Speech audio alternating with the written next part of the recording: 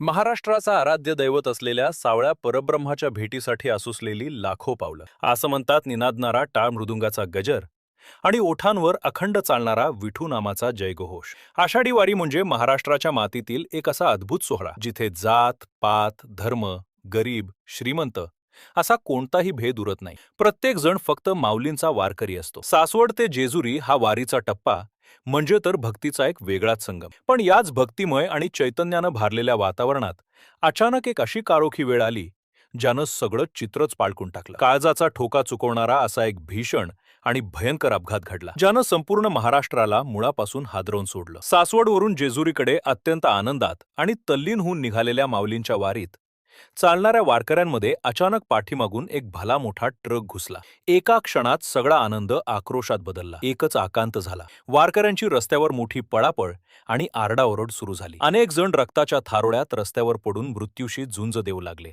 आषाढी वारीच्या वाटेवर घडलेला हा भीषण अपघात पाहून उभ्या महाराष्ट्राला आणि वारकरी संप्रदायाला पहिला मोठा धक्का बसला. पण खरा आणि सर्वात मोठा धक्का तर तेव्हा बसला जेव्हा या ट्रकच्या ड्रायव्हरने या अपघातामागचं ते अंगावर काटा आणणारं आणि डोळ्यात पाणी आणणारं कारण पोलिसांसमोर उघड केलं. अपघातानंतर जेव्हा स्थानिक पोलिसांनी या ड्रायव्हरला ताब्यात घेतलं आणि त्याची पोलीस ठाण्यात कसून चौकशी केली तेव्हा त्याने केलेला खुलासा ऐकून अख्ख्या महाराष्ट्राची झोप उडालीये. अपघात घडल्यानंतर सुरुवातीला तिथे उपस्थित असलेल्या सर्वांना आणि बातमी ऐकणाऱ्या प्रत्येक व्यक्तीला असंच वाटत होतं की हा अपघात नक्कीच ड्रायव्हरच्या कोणत्या तरी मोठ्या चुकीमुळे झाला असेल. त्याने कदाचित दारू प्यायली असेल किंवा रात्रभर न झोपल्यामुळे तो डुलक्या खात असेल किंवा गाडीच्या ब्रेक फेल होण्यासारखा काहीतरी मोठा तांत्रिक बिघाड झाला असेल. पण प्रत्यक्षात जेव्हा सत्य समोर आलं तेव्हा ते अत्यंत धक्कादायक होतं.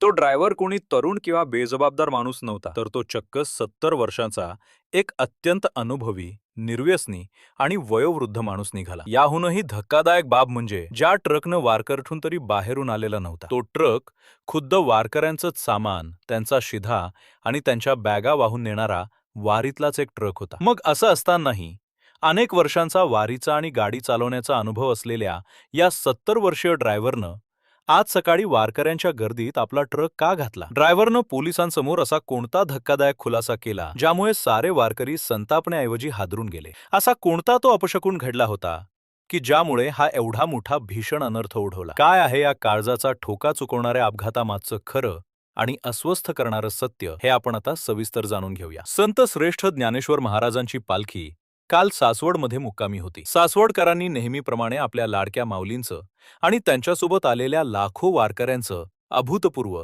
आणि नयनरम्य स्वागत केलं होतं. रात्रभर सर्व वारकरी सासवडच्या मुक्कामाच्या ठिकाणी पांडुरंगाच्या भजनात आणि कीर्तनात रमून गेले होते. त्यानंतर त्यांनी अत्यंत शांततेत विश्रांती घेतली. आज सकाळी वारी सासवडवरून जेजुरीच्या दिशेनं मार्गस्थ होणार होती. सकाळचं आल्हाददायक वातावरण होतं, पण कुणी स्वप्नातही विचार केला नसेल की आजची ही सुंदर सकाळ असा हा हादरवणारा प्रसंग घेऊन येईल. वारीचा नियम असा असतो की मुख्य पालखी सोहळा निघण्यापूर्वी काही वारकरी आणि दिंड्या पुढच्या मुक्कामाच्या दिशेनं थोड्या लवकर मार्गस्थ होतात, जेणेकरून तिथे जाऊन ते जेवणाची आणि राहण्याची व्यवस्था करू शकतील. सासवड ते जेजुरी हे अंदाजे 32 किलोमीटरचं अंतर होतं. सकाळी 6 वाजताच सासवडवरून काही वारकऱ्यांची पावले जेजुरीकडे वळली होती. 32 किलोमीटरचं अंतर असल्यानं ही वारी संध्याकाळी 6 किंवा 6:30च्या दरम्यान जेजुरीला पोहोचणार होती. पण त्याआधीच काही वारकरी आणि त्यांच्या सामानांच्या गाड्या रस्त्यावरून पुढे निघाल्या होत्या. आज सकाळीही असंच नेहमीप्रमाणे घडलं.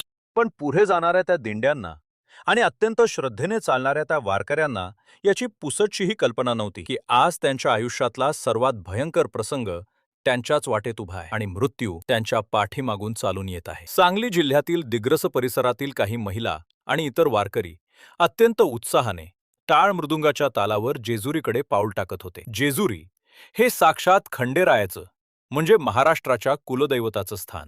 त्यामुळे प्रत्येक वारकऱ्याला तिथे जाऊन भंडाऱ्याची उधळण पाहायची होती. विठुरायाच्या आणि खंडोबाच्या चरणी नतमस्तक व्हायचं होतं. प्रशासनानेही लाखो वारकऱ्यांच्या सुरक्षेची चोख काळजी घेत एका बाजूने वारीचा मार्ग आणि दुसऱ्या बाजूने वाहने सोडण्याची व्यवस्था केली होती. सर्व काही अत्यंत शिस्तीत आणि नियोजनानुसार सुरू होतं. पण नियतीच्या मनात आज काहीतरी वेगळंच शिजत होतं. काहीतरी अत्यंत दुःखद आणि भयानक असं घडणार होतं ज्याची कल्पना कुणालाच नव्हती. सकाळचे काही तास उलटले. वारी जेजुरीच्या अगदी जवळ भोंगळे मळा या परिसरात पोहोचली होती. वारकरी आनंदात विठू नामाचा गजर करत चालले होते.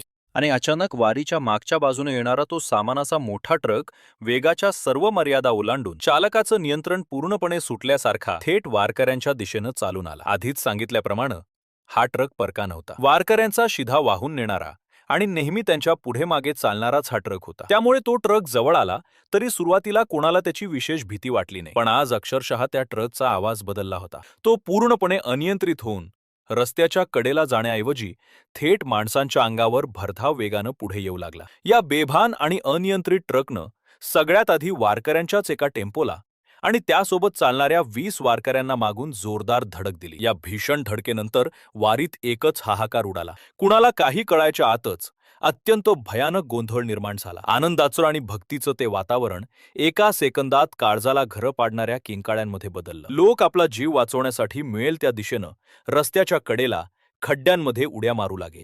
पण दुर्दैवाने सांगली जिल्ह्यातील दिग्रसच्या 3 महिला वारकरी या भरधाव ट्रकच्या भीषण कचाट्यात सापडल्या. ट्रकचं चाक अंगावरून गेल्यानं त्यांचा तिथेच अत्यंत दुर्दैवी आणि जागीच अंत झाला. या महिलांसोबत असलेले इतर 15 ते 16 वारकरीही या अपघातात गंभीर जखमी झाले, ज्यापैकी काहींची प्रकृती अत्यंत चिंताजनक बनली होती. अपघातानंतर जेजुरीच्या रस्त्यावर अत्यंत तणावाचं आणि भयावह वातावरण निर्माण झालं होतं. ही अपघाताची आणि मृत्यूची बातमी वाऱ्यासारखी पाठीमागे मुख्य वारीत जाऊन धडकली. आजूबाजूच्या वारकऱ्यांनी आणि जेजुरीचे विश्वस्त मंगेश घोणे यांनी तात्काळ घटनास्थळी धाव घेतली. स्थानिक प्रशासन आणि पोलिसांनी कसलाही विलंब न लावता तातडीनं बचावकार्य सुरू केलं. जखमी वारकऱ्यांना उचलून तातडीनं नजीकच्या ग्रामीण रुग्णालयात दाखल करण्यात आलं. डॉक्टरांचं पथक त्यांच्यावर युद्ध पातळीवर उपचार करत होतं. पण बाहेर थांबलेल्या नातेवाईक आणि इतर वारकऱ्यांचा आक्रोश काळीच पिळवटून टाकणारा होता. ज्या महिला सकाळी हसतमुखानं सोबत चालत होत्या त्या आता या जगात राहिल्या नाहीत हे सत्य पचवणं त्यांच्या घरच्यांसाठी खूप कठीण होतं.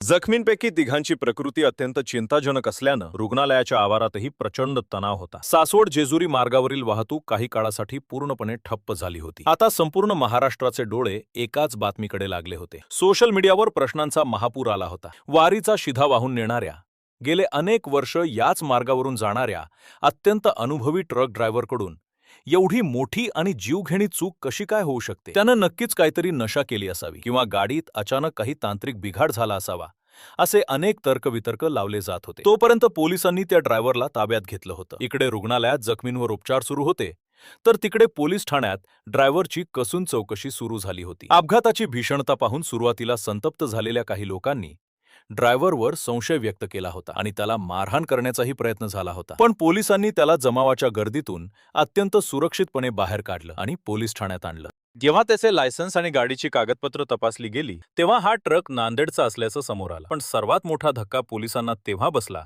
जेव्हा त्या ड्रायव्हरचं वय समोर आलं. तो तब्बल 70 वर्षाचा वयोवृद्ध आजोबा होता. वारीमध्ये दरवर्षी निस्वार्थ सेवा देणारा, वारकऱ्यांचं सामान अत्यंत प्रामाणिकपणे पोहोचवणारा हा 70 वर्षीय ड्रायव्हर पोलीस ठाण्यात ढसाढसा रडू लागला होता. स्वतःचं अश्रू पुसत आणि थरथरत्या आवाजात त्यानं अपघाताचं जे कारण सांगितलं ते ऐकून पोलिसांच्याही पायाखालची जमीन सरकली. तो रडत म्हणाला, साहेब, गेल्या 2 दिवसांपासून मला खूप कडक ताप आला होता. अंगात प्रचंड फणफण होती. तरीही वारीची सेवा थांबायला नको म्हणून मी गाडी चालवत होतो. आज सकाळी गाडी चालवण्यापूर्वी तापावर नियंत्रण मिळवण्यासाठी मी रस्त्यात एका मेडिकलमधून काही गोळ्या घेतल्या. मला वाटलं ताप कमी होईल आणि मला बरं वाटेल. पण त्या हाय पॉवरच्या गोळ्यांचा आणि औषधांचा माझ्या आजारी शरीरावर उलटाच परिणाम झाला. गाडी चालवत असताना त्या गोळ्यांच्या ओव्हरडोसमुळे आणि तापाने आलेल्या प्रचंड अशक्तपणामुळे माझ्या डोळ्यांसमोर अचानक काळीकुट्ट अंधारी आली. मला प्रचंड मोठी ग्लानी आली. माझं स्वतःवरचं आणि गाडीवरचं भान पूर्णपणे हरपलं. मला काहीच दिसेनासं झालं आणि पुढच्या सेकंदात माझा ट्रकवरचा ताबा पूर्णपणे सुटला आणि बघता बघता माझ्या हातून हा भयंकर अनर्थ घडला. साहेब, माझा कोणताही चुकीचा हेतू नव्हता. मी फक्त आजारी होतो. पोलीस ठाण्यातील त्या शांत आणि गंभीर वातावरणात त्या 70 वर्षीय वयोवृद्ध ड्रायव्हरचे हे शब्द एखाद्या बॉम्ब सारखे आदळले. तो म्हातारा माणूस लहान मुलासारखा हुंदके देऊन रडत होता. ज्या हातांनी आयुष्यभर स्टेअरिंग पकडून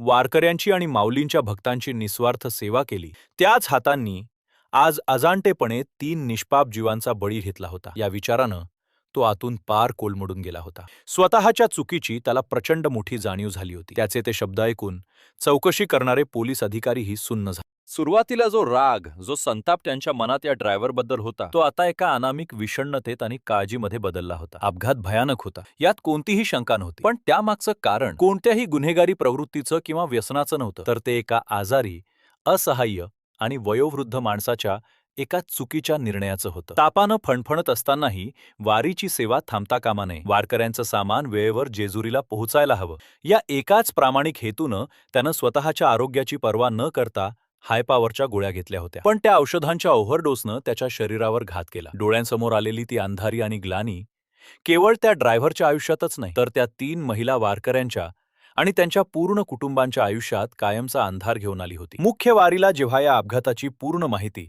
आणि खरं कारण समजलं, तेव्हा संपूर्ण सोहळ्यावर एक मूक शोककळा पसरली. चोपदार, मानकरी आणि सर्व दिंडी प्रमुखांनी एकत्र येऊन मृतात्म्यांना भावपूर्ण श्रद्धांजली वाहिली. मृदुंगाचा गजर काही काळासाठी शांत झाला. प्रत्येकाच्या डोळ्यात अश्रू होते. पण वारकरी संप्रदायाची शिकवणच मुळी समर्पण आणि स्वीकार यावर आधारलेली आहे. जे जे होईल ते ते पहावे, पांडुरंगाच्या इच्छेविना झाडाचं पानही हालत नाही. या अढळ श्रद्धेतून वारकऱ्यांनी स्वतःला अत्यंत खंबीरपणे सावरलं. त्या 70 वर्षीय ड्रायव्हरवर सुरुवातीला जो प्रचंड रोष होता, तो त्याचं आजारपणाचं खरं कारण समजल्यावर हळूहळू कमी झाला. वारकऱ्यांच्या मनात त्या आजोबांबद्दल संताप राहिला नाही, तर एक प्रकारची कीव निर्माण झाली. त्या म्हाताऱ्यानं मुद्दाम थोडीच कोणाचा जीव घेतलाय, नियतीला हेच मान्य होतं असं म्हणत वारकऱ्यांनी अत्यंत जड अंतःकरणानं पुन्हा एकदा विठू नामाचा गजर सुरू केला आणि वारी पुढच्या मुक्कामाकडे मार्गस्थ झाली. ही संपूर्ण घटना आता आपल्या सर्वांसमोर आलीय. या अपघातामागे कुणाचाही वाईट हेतू नव्हता. ड्रायव्हरनं दारू प्यायली नव्हती किंवा गाडीचे ब्रेकही फेल झाले नव्हते. फक्त एका तापाच्या गोळीनं, आजारपणानं आणि त्यातून आलेल्या ग्लानीनं 3 निष्पाप महिलांचा जीव घेतला. रस्ते सुरक्षेबद्दल आणि वाहन चालवताना घ्यायच्या काळजीबद्दल ही घटना आपल्या सर्वांना एक अत्यंत महत्त्वाचा धडा देऊन जाते. आजारपणात किंवा औषधांच्या प्रभावाखाली असताना कधीही वाहन चालवू नये, हा मोठा संदेश यातून मिळतो. सर्वांना एक महत्त्वाची गोष्ट सांगू इच्छितो की ही संपूर्ण गोष्ट आणि यात सांगितलेला अपघाताचा प्रसंग पूर्णपणे काल्पनिक आहे. रस्ते सुरक्षा, वाहन चालवताना घ्यायची काळजी आणि औषधांच्या प्रभावाखाली गाडी चालवण्याचे धोके याविषयी लोकांमध्ये जनजागृती निर्माण करण्यासाठी ही एक काल्पनिक कथा तयार करण्यात आली आहे. प्रत्यक्ष आयुष्यातील कोणत्याही घटनेशी याचा संबंध नाही. या हृदयद्रावक आणि काल्पनिक घटनेवर तुमचं काय मत आहे? एका म्हाताऱ्या ड्रायव्हरच्या या अनावधानाने झालेल्या चुकीला नेमकं कोण जबाबदार आहे? तुमचे विचार नक्की कमेंटमध्ये कळवा. चॅनलला नवीन असाल तर नक्की सबस्क्राईब करा. धन्यवाद. महत्त्वाची सूचना, ही संपूर्ण कथा आणि यात सांगितलेला अपघाताचा प्रसंग पूर्णपणे काल्पनिक आहे. रस्ते सुरक्षा, वाहन चालवताना घ्यायची काळजी आणि औषधांच्या प्रभावाखाली गाडी चालवण्याचे धोके याविषयी लोकांमध्ये जनजागृती निर्माण करण्याच्या उद्देशानं ही एक काल्पनिक गोष्ट तयार करण्यात आली आहे. प्रत्यक्ष आयुष्यातील कोणत्याही खऱ्या घटनेशी किंवा व्यक्तीशी याचा कोणताही संबंध नाही. तसे आढळल्यास तो केवळ एक योगायोग समजावा. हा व्हिडिओ केवळ माहिती आणि सामाजिक प्रबोधनासाठी बनवला आहे. धन्यवाद. 1.1